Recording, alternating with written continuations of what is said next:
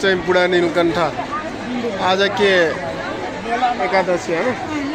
यस्तो भिडभाड छ है त ल हेर्नुहोस् अब त्यो जुम गरेर त हुन्छ उता दिएको